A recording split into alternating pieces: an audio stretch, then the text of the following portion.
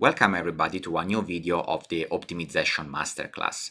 Today we're going to do something a bit different than usual. We're going to explain how we can solve optimization problems in practice using CVXPY.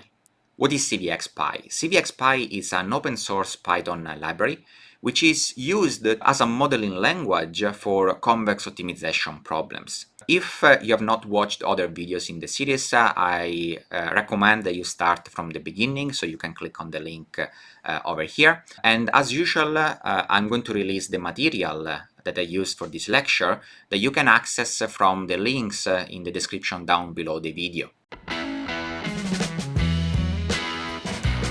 CVXPY has several advantages, which are the reasons why I like to use this library, and I think it works very, very well. The first thing is that CVXPY allows you to focus on the model, on the problem. So you need to think just about how to formulate your problem. You don't need to think much about which specific algorithm you need to use to solve the problem. You don't need to think about, maybe I need to use the gradient algorithm, maybe I need to use the Newton algorithm, maybe I need to use the interior point method, and so on. The only thing you need to think about is how the problem is formulated, and of course the problem must be a convex optimization problem to be able to be solved by CVXPY, which is a convex optimization library. The second important advantage of CVXPY is that it's readable. It means that the way in which you write your program follows the mathematical notation. And that means that it's very easy to write and to read. The third advantage of CVXPY is that it's mostly solver agnostic. That means that CVXPY allows you to use about 30 solvers. It ships by default with, I think, 3 solvers. And that means that whatever is the solver that you want to use, most likely is going to work in CVXPY. The fourth important advantage of CVXPY is that it uses a framework called Disciplined Convex Programming, DCP. Essentially, CVXPY automatically checks whether your problem is a convex optimization problem, and it tells you if it's not. Now, this is not completely exact in the sense that by following DCP rules, sometimes it's not able to identify a problem as convex. So this means that if CVXPY tells you that a problem is convex, then that means that for sure the problem is convex. But if CVXPY doesn't tell you that a problem is convex, it tells you that the problem is not convex, it doesn't necessarily mean that the problem is not convex. It means that maybe you need to reformulate a bit the problem using the DCP rules. And this is something that we will see later on. But overall, it's a great tool because it automatically checks for convexity, and so you know for sure that the problem that you're trying to solve is convex, and then you know for sure that the solution that you're going to get is going to be the global optimal solution. Okay, so how are we going to cover CVXPY? We're going to solve the problems that we have seen in the previous videos. So we start with the basic norm approximation problem, which was the first problem that we studied. If you're not familiar with it, please go back and check the video that I dedicated to this specific problem so that you know what I'm talking about. So the problem is very simple. We want to minimize the norm of ax minus b. We want to find the optimal x that minimizes this norm, and among the possible norms, in this instance, we're using the 2 norm. Now, how are we going to solve this? I'm going to explain the code line by line, and I will show that actually this is very, very simple. So first of all, we import the CVXPY library, and we import this with the alias CP. Now, let's stop here. If you're not familiar with Python, please go and watch a short tutorial on how Python works. Anything that is about 1 hour, 2 hours is going to be more than enough to understand CVXPY, which is very, very simple. So we import CVXPY, we give the alias CP so that we don't have to write every time CVXPY dot to access the classes and functions of CVXPY. We can just write CP dot. And then we also include, we also import the library NumPy.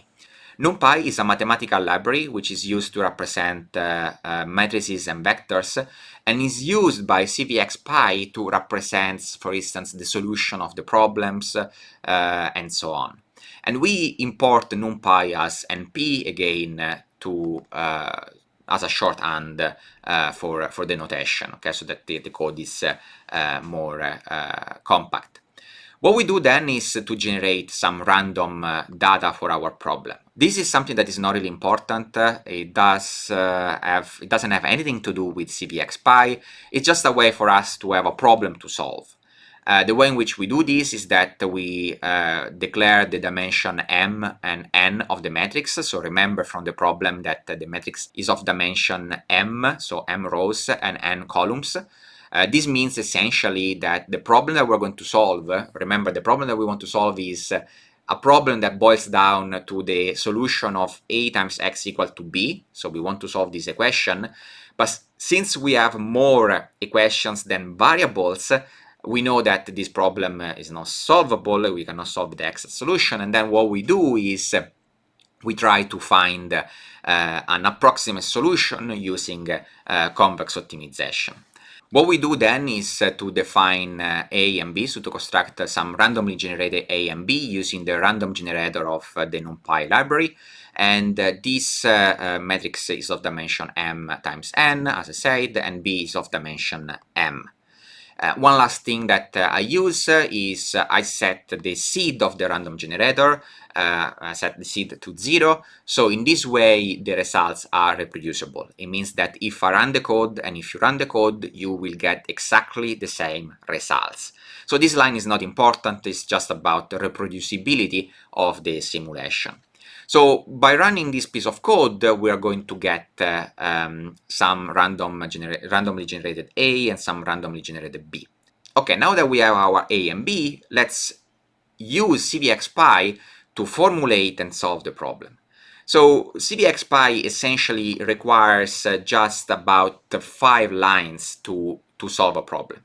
The first line is the construction of the variable. So we want to declare our variable. In this case, we call the variable x, and we construct this variable using the function variable from the CVXPy library. So cp.variable with brackets n will construct a CVXPy variable of dimension n, so a vector, and now Python knows that this x is special, it's a CVXPy variable. The second line that we need is the declaration of the objective function. In this case, the objective function is just the norm of a times x minus b. And let's explain a bit better this line. Okay, so what we're using here is the norm function from the CVXPy library. So CVXPy, if we go to look, has many functions which are already implemented, called atomic functions, and they are listed here at this page that you can access from the link in the handouts, which essentially lists, so this page lists all the functions which are already implemented in CVXPy and that you can just call using cp dot. We're using the norm function, we're using the Euclidean norm, so the 2 norm, but this could be 1 if you want to use the 1 norm, and actually if you just write norm of something, it automatically defaults to the 2 norm, but just for clarity, we specify that this is a 2 norm. So the 2 norm of what? Well, it's the 2 norm of a times x minus b. And one thing that I want to clarify is this at here.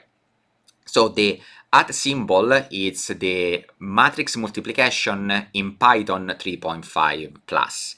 So essentially at a certain point the Python community decided that to distinguish between the element-wise multiplication and the standard matrix multiplication, they are going to use a special character which is at to indicate the standard matrix multiplication. So whenever you want to actually multiply a times x in a standard way, then you want to use the at operator. and CVXPY requires that you use the @ operator for matrix to matrix multiplication and for matrix to vector multiplication, while you can use the star for instance, some matrix time constant multiplication. Okay, so this declares our objective function. The next thing that we do is to declare our list of constraints that for now is empty, so we just put the empty list. We can also remove this if we want, so we can comment out this and then we see how to modify the rest. And then the next thing that we do is to define our problem. How do we do that? We use the function problem in the CVXPY, so we say cp.problem, so we construct the problem. What is the problem here? The problem is we want to minimize our objective function, so it's cp.minimize our objective function, subject to our constraint. Now, since I remove the constraints, I can remove that and it's going to work. So we can use just one argument for problem, which is just the minimization of our objective function. Okay, so we have constructed our problem and now we want to solve it. So we call the method solve on our problem over here. And this will solve the problem. Now, solve will do a bunch of different things. The first thing is that, okay, we'll try to solve the problem. If the problem is solved, or if it's not solved, in any case, solve will set a flag into the problem. The flag is called a status. And it's going to tell if the problem has been solved or not, if the problem is feasible, unfeasible, and so on. Okay? Specifically, what we're going to do in our code is we're going to check the status of the problem, and we're going to check if the status is optimal, so cp.optimal. If the status is optimal, then what we're going to do is we are going to print the optimal value using problem.value, and we're going to print the optimal x using x.value. If instead the problem status is not optimal, then we're going to print our problem status to see what happened, and we do so by printing problem.status. So, to recap, the solve method does a bunch of different things. The first thing is that it tries to solve the problem. After it tries to solve the problem, it's going to set the flag status and tell us whether the problem was solved, it was solved in an optimal way, or maybe there is little precision in the solution, or maybe the problem was unfeasible, or maybe it was unbounded. So the status may have several different flags that may result from our optimization. If everything goes well, and so the status is optimal, then solve is also going to set values for our problem, our x, and actually any expressions that we may have defined before. And I will explain what an expression is later on, okay? The point is that we can then access the value of the problem and the value of x if the code worked. So let me run this code. Let me comment out some line here, and then I will explain this later. So we can now run our code, and if we run the code, we're going to get this solution over here. Okay? So we printed the optimal value, which is 2.578, and we printed also the optimal x, which is given over here. So everything worked fine. We have found the optimal solution, and we're happy. But let's comment a bit more and understand better what's going on over here. Okay, so first of all, let's play with the constraints. Okay, so we formulate a problem without constraints, but let's see what happens if we add constraints. Okay, so how do we construct constraints? As I said, constraints needs to be a list of constraints. So a list in Python is constructed using the square brackets, and then you can specify all the constraints separated by a comma. So in this case, we have two constraints. We want that x is less or equal than 1, and that x is greater or equal than 0. So we are adding the constraint that our x has to be between 0 and 1. So how do we add this to our problem? We just need to add the constraint list to our problem. Okay, so the function problem takes two arguments. One is minimize the objective function, and the second argument is the constraint. Now, if I run again this problem, we see that the optimal value changed and increased. Why that's the case? Well, because before we allowed any possible x, but now we're restricting the possibilities to just x's which are between 0 and 1. As a consequence, either the solution of the optimal solution is going to be the same, because maybe the unconstrained solution was already between 0 and 1, and so that means that nothing changes. But if the solution original solution, the unconstrained solution, was not between 0 and 1, then the consequence of this is that the new solution is going to be worse. It's going to be worse, and that means that the value is going to be greater, because we're minimizing, and worse means bigger. And so now the value is 4.5190, and so on. Just to clarify, when we write that x is less or equal than 1, CVXPY interpret this constraint as to say that each component of x has to be less or equal than 1. And the same for x greater or equal than 0. It means that each component of x has to be greater or equal than 0. Let's look at the x to see if the constraint has been satisfied or not. And we can see that the answer is yes and no. Why? You can see that all the numbers are less than 1 because they are written in the exponential notation, and the power is minus 0.1. This is the biggest one, so that means that this number here in reality is 0.14 and so on. So they're all numbers which are smaller than 1, but then you can see that some numbers are actually negative, and this does not satisfy the constraint that we said that x is greater or equal than 0. So what's going on here? Well, these are just errors, because this number is so small that essentially is interpreted as a negative number, but effectively this is essentially at 0. If you represent this, for instance, with 3 decimal points, this will be written as a 0 in the result. So this is essentially just rubbish, but you should interpret this number as 0, and so that means that the constraint is satisfied because x is actually greater or equal than 0.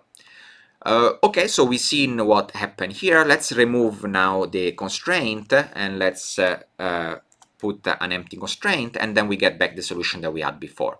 Now, the next thing that I want to verify is whether this solution that I found is equal to the analytical solution of the problem. So if you remember in the lecture that I did before, so again, go to watch the video if you don't remember, for the L2 norm approximation problem, we know how to find the analytical solution using just matrix multiplications. And if you remember, the solution is given by the inverse of A transpose A times A transpose times B. So if I run now the code, we should get exactly the same solution, and you see that that's the case. You see, for instance, we can compare the first component of the optimal x and the first component of the analytical solution, and that's exactly the same, and that's the same for all the components. So everything works as expected. Now, you may ask, why am I doing this? Why I'm using CVXPY to solve this problem if I know the solution? This is just an example, and this is the only case, or very few cases, in which we know the optimal solution. In general, we do not know the optimal solution.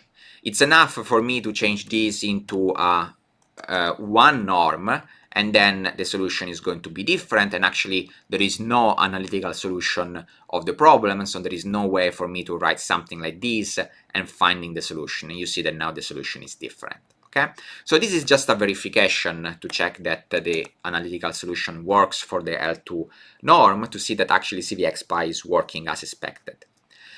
Another thing that I want to clarify, it's a very common error that I've seen students do, is the confusion of the functions between the NumPy library and the CVXPy library. Because, for instance, the norm function appears both in the NumPy library and the CVXPy library, but they are different functions. They do different things. And let's look at an example in which we can use both of them in the same way, and also what are the common errors. So let's say that I want to use the NumPy library. So the NumPy library is within linalg into the NumPy, okay? And I want to compute the residual, okay? So essentially I want to compute the a times x minus b of the optimal solution. And I know that the optimal solution is x dot value. So if I run this code, now I can see that the norm of the residual using NumPy is 2.78 as expected. So it's the same value that I got from CVXPY. Okay? Now, I can do the same in CVXPY, and the syntax is a bit different. I call the cp.norm function on x, not on x value, and then after I use the dot value at the end. So what's going on here? So let's first look at the NumPy norm. If I remove this dot value there, the result is going to be an error. Why? Because x over here is a CVXPy object. It's not a NumPy object. And that means that I cannot use the NumPy function on something that is not a NumPy object. So if I run this, I get an error, because the norm from the NumPy library doesn't know what to do with x. To be able to use the NumPy library, I need to access the value of x, because the value of x instead is a NumPy object. And so now this will work. Similarly, when I use the norm, so the cp.norm is a function from the CVXPy library, and so we can use these on a CVXPy expression, which is given over here, and then at the end I can evaluate the value of the expression, and I use this dot value over there. If I remove this dot value over there and I run this code, what happens is that this line here will print this rubbish over here, which is not the value of the problem. What is this printing? Well, this is printing essentially the object, the expression cp.norm of a times x minus b of type 2. You can see, for instance, the type 2 over here, and this is not the value that you were expecting. So to access the value, you need to use the method value. So this is essentially, it's a very common error that when you write, for instance, your objective function, you use NumPy norm instead of the CPy norm, and that's an error, because you're using the NumPy norm on a CVXPy object. So it's really important to keep in mind what we want to do. If we are constructing a CVXPy expression, then we need to use CVXPy functions. Okay? If instead you want the numbers, then you can use the NumPy functions. Okay? But then you need to use them on values rather than on CVXPy expressions. Okay? Now, I talked quite a lot about expressions. What are expressions? So expressions are compositions of functions in CVXPy. So here, cp.norm of a times x minus b comma 2 is an expression. And CVXPy knows certain properties of this expression. CVXPy knows that this expression is non-negative, and CVXPy knows also that this expression is convex. Okay? And this is because CVXPy uses the DCP rules that I mentioned at the beginning, and I'm going to talk more later on in the video. So how is this expression computed? Well, x, it's a CVXPy expression. It's a very basic expression. Then you can compose x with a matrix multiplication. So a at x, it's a CVXPy expression. What is the sign of this expression?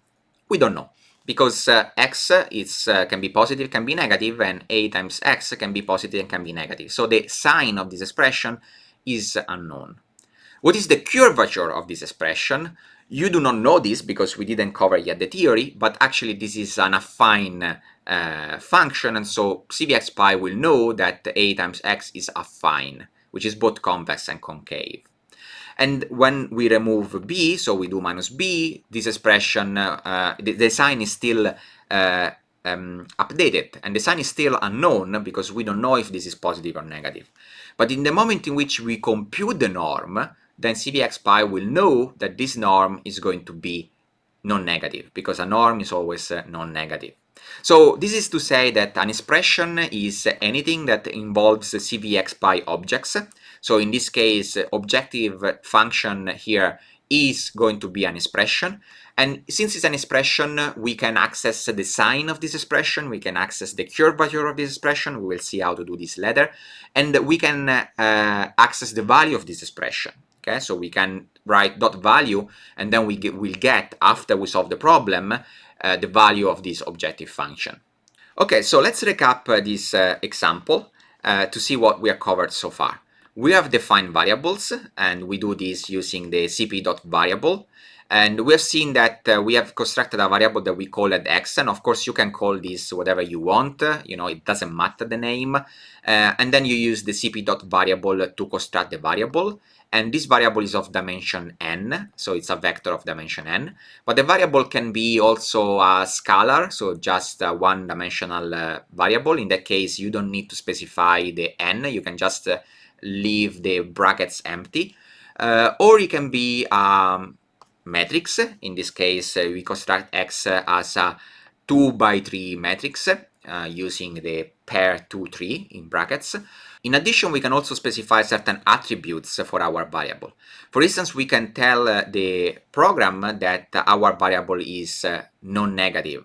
So we can do that, and that means that it's the same as to specify the constraint x greater or equal than 0. So we do not have to specify x greater or equal than 0, we can just specify the attribute non-negative equal to true. And then CVXPY will know that the variable has to be non-negative.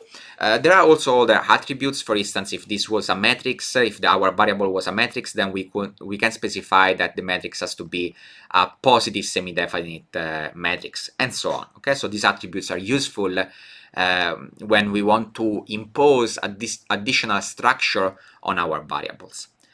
We then looked at constraints. We saw that constraints are essentially a list, so you can define multiple constraints using a list. Each constraint needs to be defined either with the double equal, with the less equal, and the greater equal. Okay, so CVXPY restrict the user to the use of less or equal and greater and equal, or just equal, and it doesn't allow the user to use the strict inequality, so the strict less and the strict greater. Now, the reason is essentially that from an optimization point of view, from a practical point of view, the strict inequalities do not make sense. Okay? Essentially, CVXPY assumes that if the user wants to use the strict inequality, this means that the user doesn't not really understand practical optimization. And so, to be safe, it doesn't allow to use those strict inequalities. Now, why it doesn't make sense from a practical point of view? Because if you have a practical system and you really need that your variable is greater than 0, for instance, because if the variable is not greater than 0, your device is going to break, for instance, then you cannot specify that x is greater than 0, because if the unconstrained solution is actually 0, then your optimization algorithm is going to push the solution towards 0, and it's going to be a very tiny number. Now, when you implement that tiny number in practice, that's essentially 0, and your device is going to break. Okay? So practically, strict inequalities do not make sense, and so CVXPY allows only the use of less or equal and greater than equal, and not just less and not just greater. Okay? I will cover anyway again this also later in future lectures. The third element that we introduce is the objective function. So the objective function allows essentially two possibilities: either the minimization or the maximization of an expression. In the case of minimization, the expression has to be convex, and in the case of maximization, the expression has to be concave. So that means that essentially you have, when you write your objective function, you really have only two possibilities, minimization and maximization. And CVXPY is going to use the DCP rules to check whether the expression that is inside the minimization or maximization has the right curvature. And if CVXPY cannot verify that, then it's going to return an error. And then it means that either your problem is not convex, and then you cannot use CVXPY, or your problem is convex, but CVXPY, the DCP rules cannot figure out that that's convex, and then you need to reformulate the problem so that CVXPY knows that the problem is convex. Next, we constructed the problem using the cp.problem, and the problem takes two arguments. One is cp.minimize the expression or maximize the expression, and then the list of constraints. One thing that is important that we didn't see above is that problems cannot be changed. If you construct a problem, then there is no method to change, for instance, the objective function or to change the constraints. You need to construct a new problem. So you have to have problem 1 with a certain list of constraints, or problem 2 with another list of constraints. There is no way of accessing the problem and changing, for instance, the list of constraints. One thing that you can do, though, is to specify parameters, and this is something that we're going to look at the next example later on. So essentially, even if you cannot change the problem, you can make some of the parameters, some of the constants in your problem a parameter, and that parameter can take different values, and that means that the same problem can be solved with different values of that constant. Finally, the last thing that we have seen is the method solve. And to recap, the method solve does several things. It first calls a solver to try to find the optimal solution, and then it sets the flag of the problem to know if the solver was able or not to solve the optimal solution, or maybe the problem was unfeasible, or maybe the solution is not reliable. So there are different flags that you can check, and actually I think the list of flags is given in this page here. So if you want to look at the list of flags, they are given here. So these are the list of flags at the page, essentially at the first page of the user guide of CVXPY. If the problem was solved, CVXPY is also going to, the method solve is also going to set the values of the expressions involved into the problem. So in our case, it sets the value of the x and the value of problem, so that then we can read those values. One thing that I didn't say is that you can also specify the solver that you want to use for the method solve. And if you do not specify the solver, then the standard solver is going to be used by CVXPY. But if you want to use a specific solver for certain reasons, then you can do that by using the attribute solver. And you may want to do this, for instance, to solve specific problems, like, for instance, quasi-convex problems, in which you may want to use a dedicated solver. But this is something that we will cover in future videos, in a more advanced video, when we will talk about the quasi-convex optimization. Okay, now we look at a second example, and we're going to look at an example of ridge regression that we have covered in this video over here. So if you're not familiar with the problem, so please go and check that video.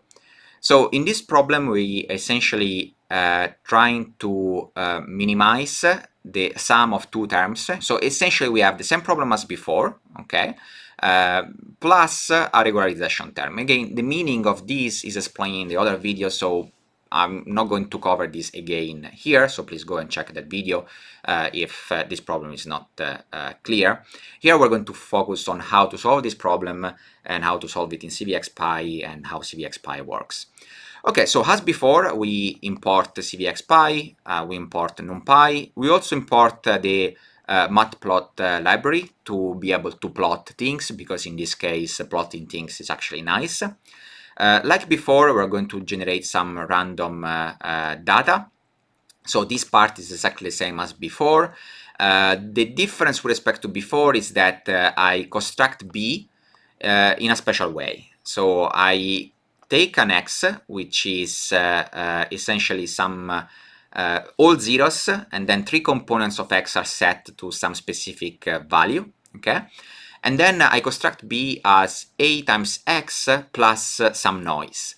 This is some small noise. This means that we expect that the solution that we're going to find from our optimization problem is going to be close to these values, 1.5, minus 1, and 0.8. Not exactly those, because there is the noise.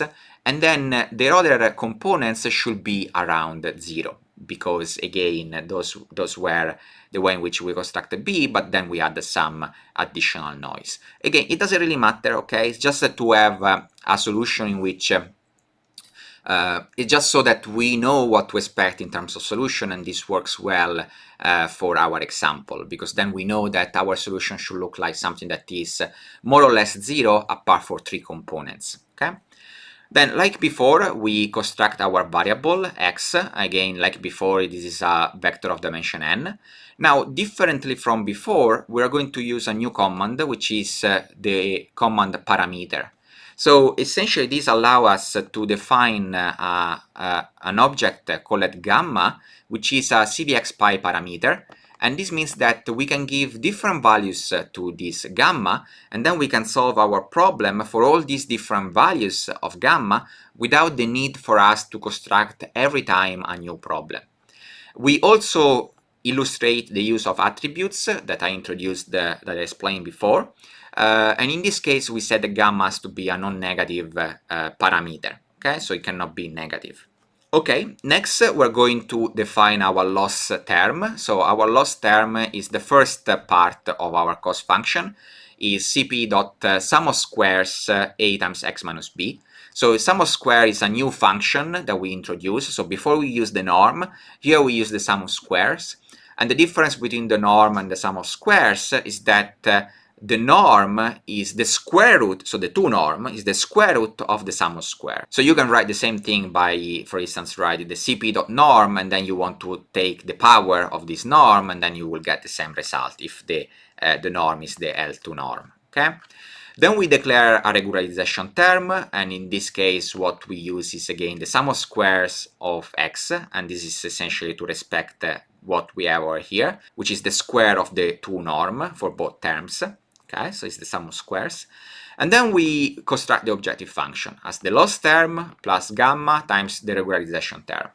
And now this, so just to clarify, the loss term is an expression, the regularization term is another expression in CVXPY, and the objective function is another expression. This means that when we solve our problem, all these expressions are going to get a value out of it, okay, if these expressions are involved into the problem, okay? So this is useful because it means that we can see the values of all these terms. Then we construct our problem, so it's cp.problem, we want to minimize, cp.minimize, we want to minimize our objective function, okay? There are no constraints, so nothing else goes there. Now, we constructed our problem, we didn't solve it yet. Before solving it, we need to give values to our gamma. And here I list values that I'm going to use later. Okay, so these are values which are between 0.01 and 1000. Okay, then what I do is to declare some list that I'm going to use to store the solution of our problem, the objective values, the loss term, and the regularization term, which I call here the SQ penalty and the L2 penalty. SQ is sum of squares. And the reason why I do this is because I want to solve this problem for all these values of the parameter, and then I want to make a plot. And so that's why I need to store these elements that I want to access later to make a plot. So how do I do this? Well, I use a for loop, and using Python notation, I take val into gamma values. So that means that for each instance of the for loop, val will take a subsequent value into the gamma values. And then for each one of these val, I set the gamma.value to val. So I'm setting the value of the parameter to val, which is going to be 0.001, 0.01, 01, 15, and so on. And then I solve the problem. Okay, so I first set the value and then I solve the problem. Then I do as before, I check the status of the problem, whether it's optimal or not, and if it is optimal, I'm going to print the gamma, I'm going to print the objective, and I'm going to print the norm of x. Okay, so let me run this code so far, and this is what I get. Okay, so I print the gamma, I print the objective, and I print the norm. And I do this for every value of gamma. What we see here is that as gamma increases, the norm of x decreases because we're putting more and more weight on trying to make x small, even if this will cost us in terms of the error between ax and b. Okay? Then just to clarify, in our for loop, we are also saving the values of x, the objective, and so on by appending the value to the list, okay, so that we are saving this information, so that then we can use them in the plots. Now, I'm not going to explain the code of the plots, it's pretty straightforward and has nothing to do with CVXPY. But essentially here, what we are going to see first is this plot, in which I'm plotting each component of x. Okay, so the x has 20 components, so I go from the first component to the 0 component to the 19 component, so from 1 to 20. And what I can see is that the dashed line represents the value of the component of the true x. So the true x is the one that I generated at the very beginning, which I said is going to be 1.5, minus 1, and 0.8 at these three components, and then the rest are zeros. Okay, so these are the three components different from 0. The rest of the dashed line is 0. And then here I plot the solution, so the x that I get for different values of gamma. And what we can see is the following. For gamma very large, the x is essentially flat. It's this light blue line over here. And this is because we're weighting so much x squared that the only thing that matters is to make x as small as possible. So the solution is not very good in the sense that it's essentially we're just getting a 0 out of it, and not really a solution to our problem, which was trying to solve the problem ax minus b. As gamma decreases, we're paying more and more attention to our ax minus b term, and we see that we are recovering the values that we were expecting to be the true solution.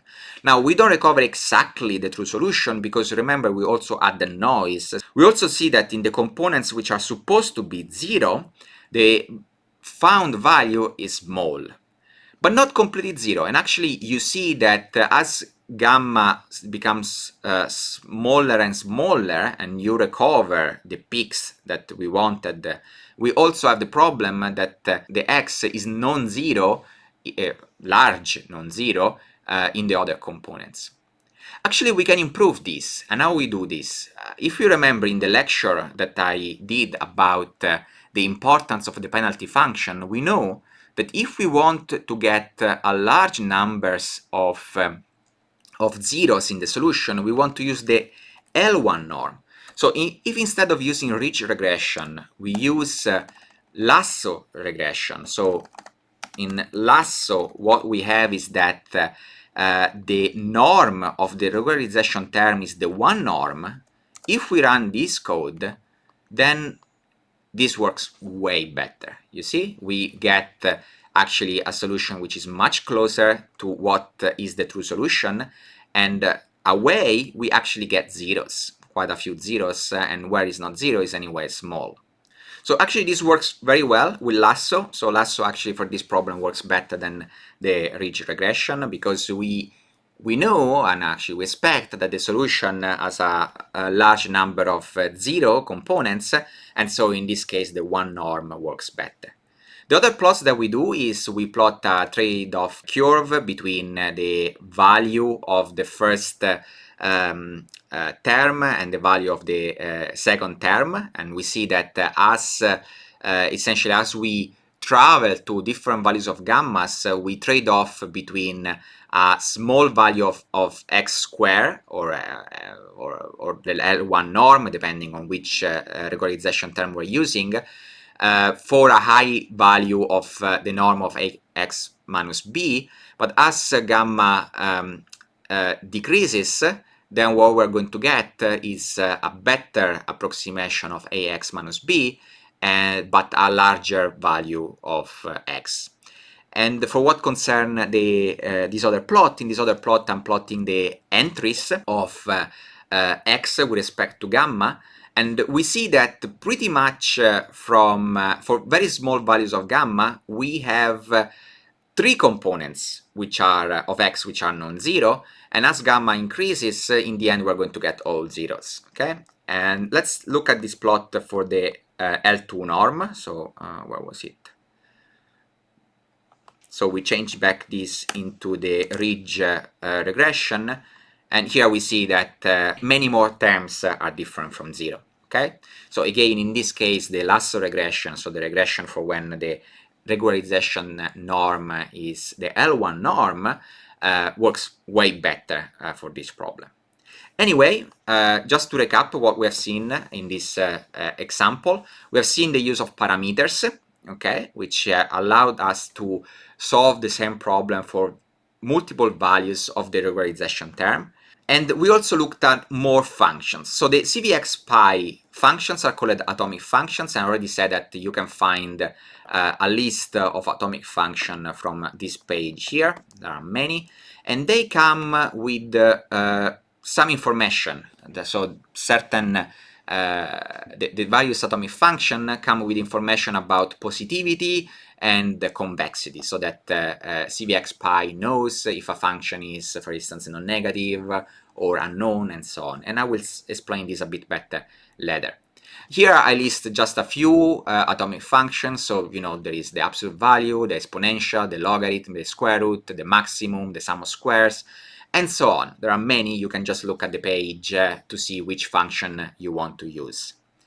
Now, I want to conclude this first tutorial on CVXPY to talk a bit more about discipline convex programming, DCP. I cannot go into the details because we didn't explain yet what convexity and concavity is. This is something that I will cover in the next lectures, and it requires quite a lot of maths. Okay, there is no way around it. But after we cover that, then we can come back to this DCP and talk a bit better, understand a bit better how this works.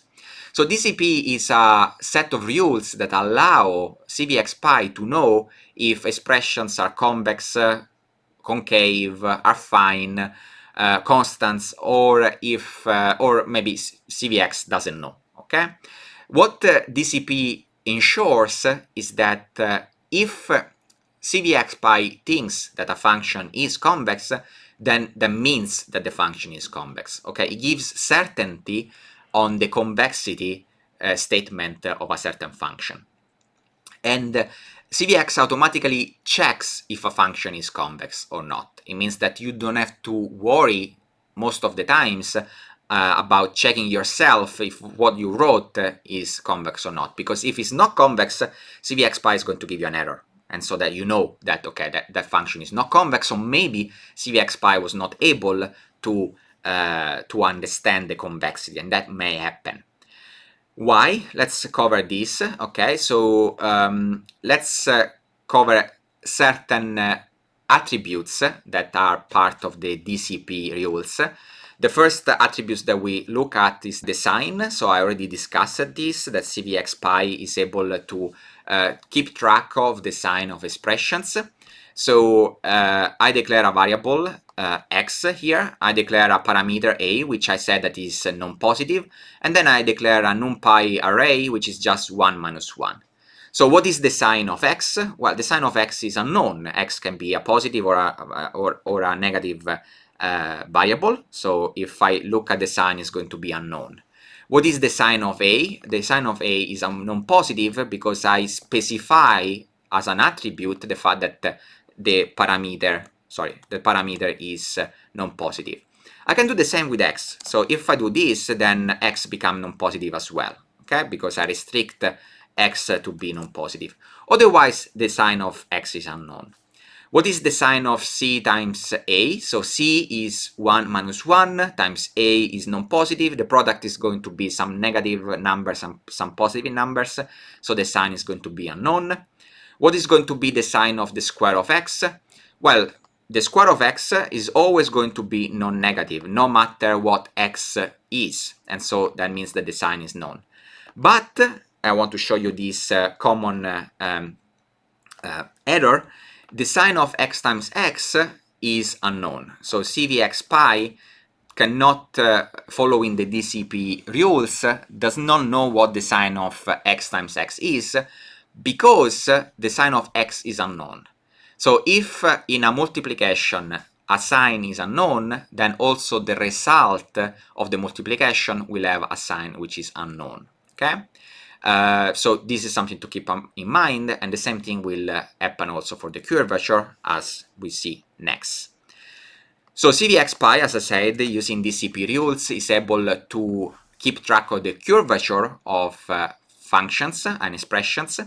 So for what concern x, and if we check the curvature, well, x, it's an affine function. So now this is not clear to you, but once we cover this later on in the next lecture, you could come back to this part of the video and you will understand why x is an affine function.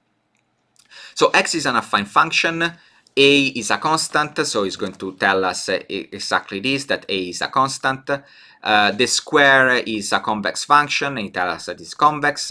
But if I do x times x, then the curvature is going to be unknown, because there is not a way for CVX to compose the multiplication of affine function. So if you have an affine function and you multiply by another affine function, there is no guarantee that the result is going to be convex, and that's why the curvature is unknown. Okay, even though we know that x times x is a convex function, because it's exactly the same as the square of x. This is important to point out, because essentially this can cause a common problem, in which you write your objective function, you think that is convex, it is convex, because x squared is convex, but because you wrote it as x times x, CVXPY is going to give you an error.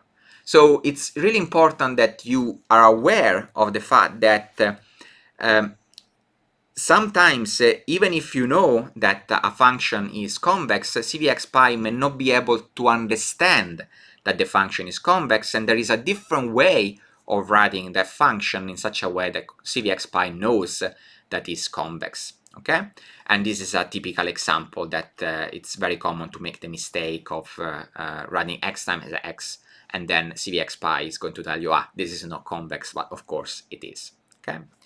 Okay, with this I conclude this first tutorial on CVXPY. We covered the basics, we covered the solutions of the problems that we have seen in the previous lectures, and we covered certain more advanced topics like parameters, but we didn't cover more general aspects like how to solve quasi-convex optimization problems, how to solve geometric optimization problems, and we didn't look in details about the DCP rules, because you still don't know what convexity, concavity is, and you don't know how this is preserved through operations.